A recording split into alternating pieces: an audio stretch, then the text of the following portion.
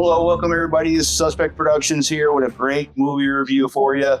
The new Superman came out, and we have the exclusive rights to look at it as a preview, and we're giving you our take on it. I'm Suspect, and this is The Cynical Russian. We're here to bring you a movie review of the century. So let's start out. Overall, I thought Superman was a great movie. It was done well, casted well, good sound. It looked, the quality was great. It was an experience to actually be involved with the movie. I enjoy movies like that where it takes you on a ride. This is one of those movies. There were some questions I had, but for the most part, the movie was shot and done pretty well. Big ups to James Gunn for that. But some of the things I couldn't really understand were basically Superman, it needs help all the time. There was various different characters involved. I guess James Gunn likes that kind of thing. That does seem to be the case. I think he's one of those directors who, his magnum opus is probably Guardians of the Galaxy 1.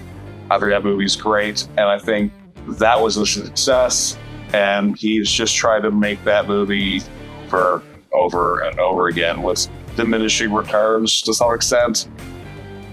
Yeah, so it was a little confusing to know that Superman kind of needed help all the time. I mean, I think the dog saved him quite a few times. Even Crypto, the Supergirl's dog, I guess he's house sitting with the dog sitting.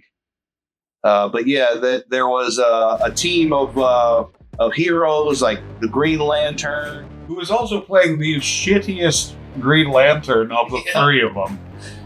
Like, really, Guy Gardner with his Dutch boy haircut from the 1980s was Hal Jordan. Yeah. And then it was Mr. Terrific and Hawkgirl.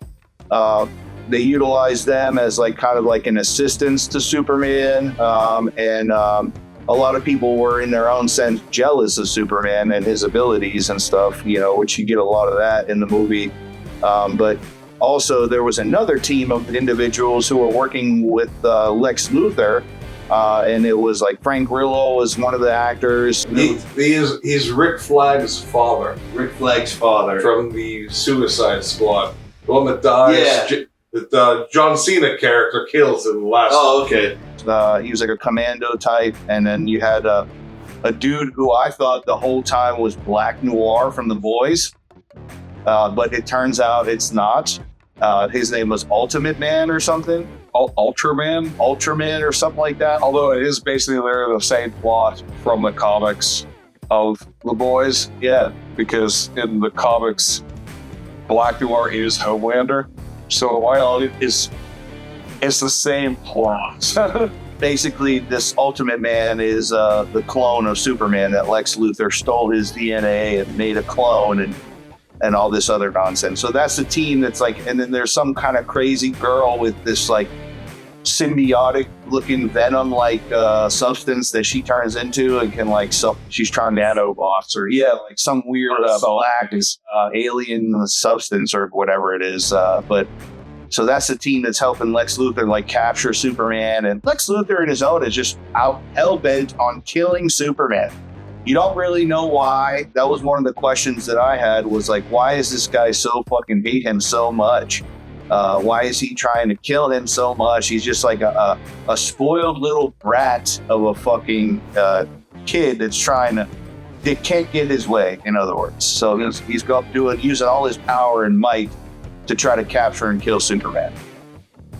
I always thought it would have been a better take. And Nicholas Hoult is a great actor, but I think they made him a spoiled, bratty person. Now they kind of do that a little with Superman too, where he had with the interview with Lois or whatever, and he's more Superboy than Superman in a lot of places. And with Lex Luthor, he's knocking over his pencils and doing all if you just made him cold and ruthless and unemotional, just this giant brain. His little temper tantrums that make it so he's a little wussy.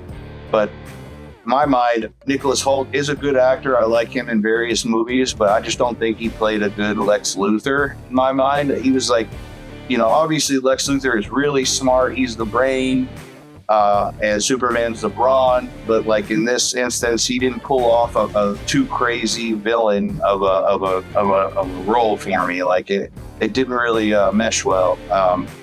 But yeah, like that was just some of the things I had seen and questioned myself. So if you guys have questions after you see it, leave them in the comments. If you have answers to any of our questions, please leave them in the comments. Don't forget to like and subscribe. Hit that old notification.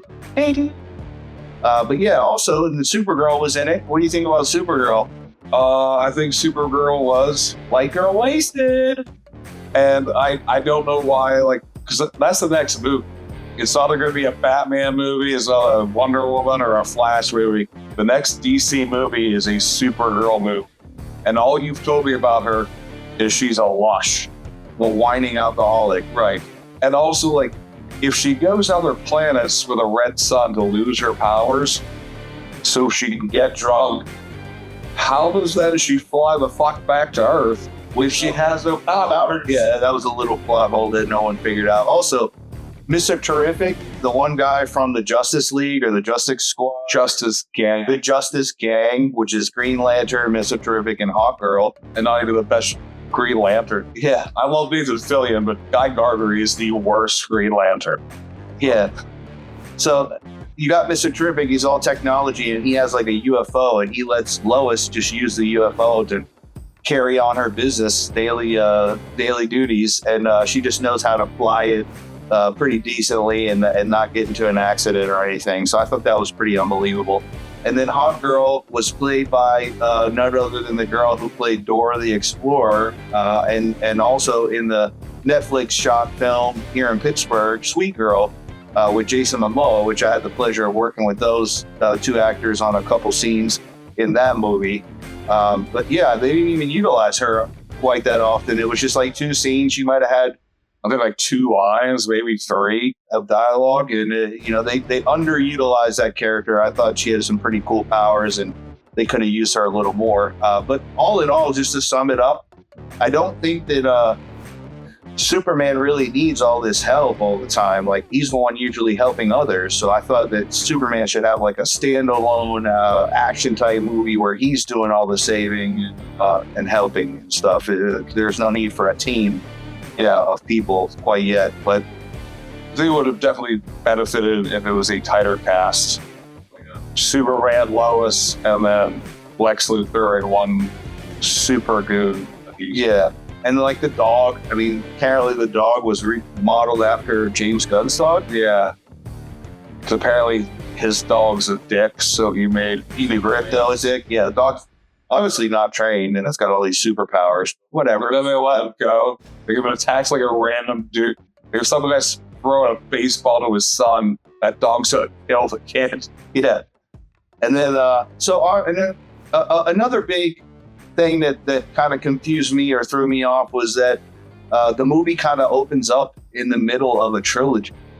Yeah, it definitely felt like it was like the second movie in a trilogy. Right. Like I'm missing a whole movie that happened before it. yeah, they just kind of explain it real quick with some dialogue. Yeah, it was like in Star Wars. This and this happened 3 years ago. This happened 3 minutes ago. Yeah. Now Superman's getting his ass kicked. How about Show Don't Tell? Yeah, like show us. That would have been a first good movie. That was a good movie. But now we're kind of already in the action. We're trying to figure out what the hell's going on. Why is Superman getting his ass kicked all the time? So that could have been done a little bit better. But I do like James Gunn's take on this. It was a good movie overall. I rated about an 8 out of 10. I'd say about a 7 out of 10. Okay. If you haven't seen the movie yet, make sure you go and check it out in theaters. Awesome movie, sound, quality, everything looks cool. It's a good ride. I'd watch it again. What do you say? I'd say it's worth a watch. I don't know, I'd watch it all the time, but it's one of those movies like if it was on TV as I was flipping, I probably wouldn't change the channel. It's watchable, in other words. All right, well, this is Suspect, and the Cynical Russian. Signing off for this Suspect production on the latest movie review. Make sure you like and subscribe. Drop your questions in the comments in the comment section. And stay tuned for some more productions from Suspect Productions. We're going to be doing movie reviews, food reviews, all kinds of things. Leave a comment. Let us know what you want to see. And we'll get to it. Let us know what movie to check out next. All right. And we're signing off. Of the ring to that, the Stubia.